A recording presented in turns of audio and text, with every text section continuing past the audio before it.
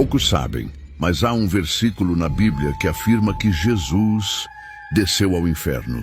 E o que ele fez lá vai te surpreender. Por séculos, estudiosos, teólogos e crentes comuns se perguntam o que realmente aconteceu durante os 3 dias entre a morte e a ressurreição de Cristo. A Bíblia menciona os espíritos em prisão, as partes mais baixas da terra, as chaves da morte e do inferno. Mas o que tudo isso significa? Onde estava Jesus enquanto seu corpo jazia no sepulcro? E o que ele foi fazer nas regiões mais sombrias da existência? A resposta começa em um dos momentos mais intensos da história humana. Jesus, pendurado na cruz, após horas de dor e silêncio, ergueu a voz e disse: Pai, nas tuas mãos entrego o meu espírito. Conforme relata Lucas, capítulo 23, versículo 46. Foi nesse instante que algo invisível e avassalador foi desencadeado. A morte de Cristo não foi um simples apagar da consciência. Foi uma travessia, uma passagem entre mundos.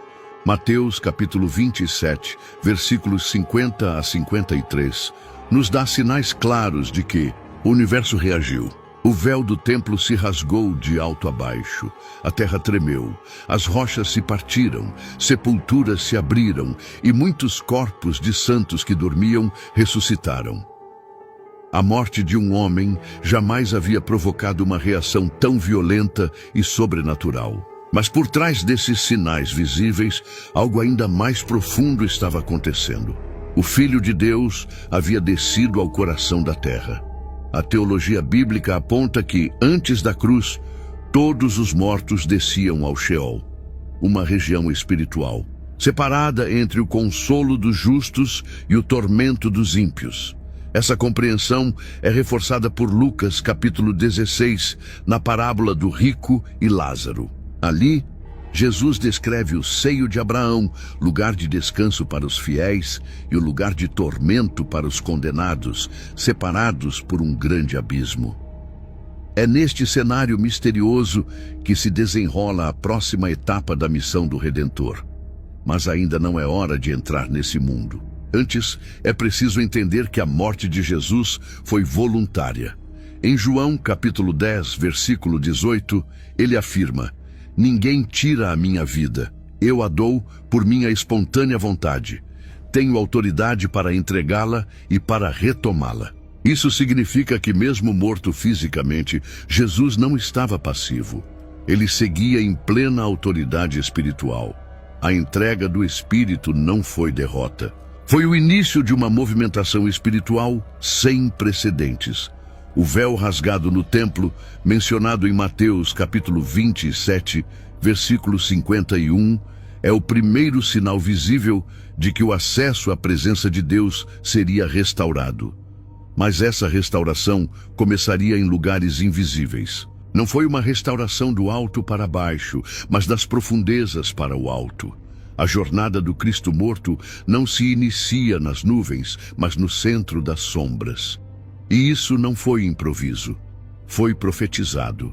No Salmo capítulo 16, versículo 10, Davi escreveu: Pois não deixarás a minha alma no Sheol, nem permitirás que o teu santo veja corrupção.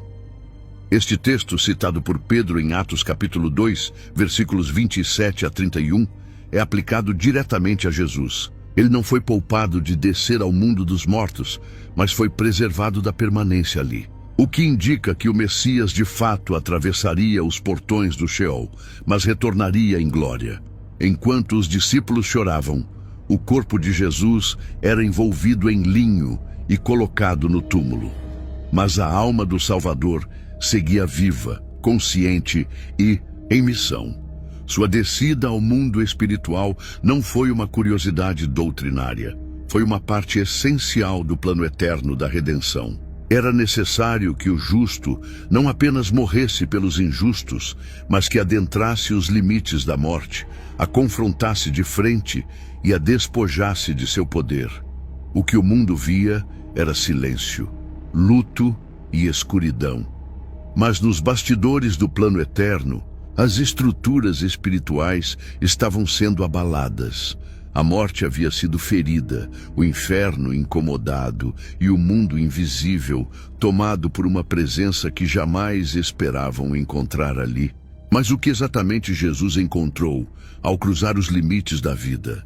Que regiões são essas que a Escritura chama de partes mais baixas da terra? Quem habitava ali? E por que era necessário que ele fosse até lá? Essas perguntas só começam a ser respondidas quando mergulhamos nas profundezas do Sheol e desvendamos os segredos do lugar dos mortos, onde uma multidão esperava silenciosamente pela chegada da promessa. O lugar dos mortos, o seio de Abraão e o abismo. No mundo visível, tudo parecia encerrado. O corpo de Jesus estava sepultado, envolvido em linho, guardado por soldados e chorado por seus seguidores. Mas em uma realidade paralela, que os olhos humanos não podiam alcançar, ele adentrava um domínio desconhecido. Um lugar onde nenhuma luz terrena penetra, onde a alma dos homens aguardava em silêncio, entre o consolo e a condenação. Era o mundo dos mortos, conhecido nas Escrituras como Sheol, um lugar tão misterioso quanto real, descrito por Jesus e pelos profetas como parte da estrutura espiritual do universo. Para compreender o que Jesus fez nesse lugar, é necessário entender sua estrutura, pois não se tratava de um espaço único e indistinto. O Sheol, na tradição hebraica, era dividido em regiões distintas. Uma delas era o seio de Abraão, também chamado de paraíso, onde os justos aguardavam a consumação da promessa. A outra era o lugar de tormento, reservado aos ímpios, separados por um grande abismo. Essa descrição não vem de textos apócrifos, nem de tradição oral, mas das próprias palavras de Jesus, em Lucas capítulo 16, onde ele conta a história do rico e Lázaro. Na narrativa, ambos morrem. O rico é levado ao lugar de tormento, onde clama em agonia, enquanto Lázaro, o mendigo, é consolado no seio de Abraão. O abismo entre os dois é intransponível, revelando que havia uma separação espiritual definitiva entre os destinos dos justos e dos ímpios, mesmo antes da cruz. O seio de Abraão não era o céu, mas um lugar de paz e descanso, onde os santos da antiga aliança esperavam pela redenção definitiva. Homens como Abel, Noé, Abraão, Moisés, Elias, Davi, Daniel e tantos outros que haviam crido em Deus antes da vinda do Messias, repousavam ali, numa espécie de limbo sagrado, aguardando o cumprimento das promessas. Hebreus, capítulo 11, confirma isso ao declarar que todos esses morreram na fé, sem terem ainda alcançado o cumprimento total da promessa, pois Deus havia providenciado algo superior para que eles não fossem aperfeiçoados sem nós. Enquanto isso, o outro lado do Sheol era descrito como lugar de trevas, dor e separação, onde os condenados sofriam e se lembravam do que haviam desprezado em vida. O rico da parábola suplica por uma gota de água, implora que Lázaro vá advertir seus irmãos e ouve uma sentença definitiva. Não há retorno, nem alívio, nem segunda chance. Esse entendimento é fundamental, pois Jesus, ao morrer, não subiu diretamente ao céu. Suas próprias palavras ao ladrão arrependido confirmam isso. Hoje estarás comigo no paraíso, como está em Lucas capítulo 23, versículo 43. Ele não disse no céu, mas no paraíso, termo que na época era compreendido como o seio de Abraão. Jesus desceu ao lugar onde os justos esperavam, não para ser consolado, mas para inaugurar algo inédito: a libertação das almas fiéis, o cumprimento da promessa, a abertura do caminho definitivo para o céu. É neste contexto que se cumpre o que está escrito em Efésios capítulo 4, versículos 8 a 10.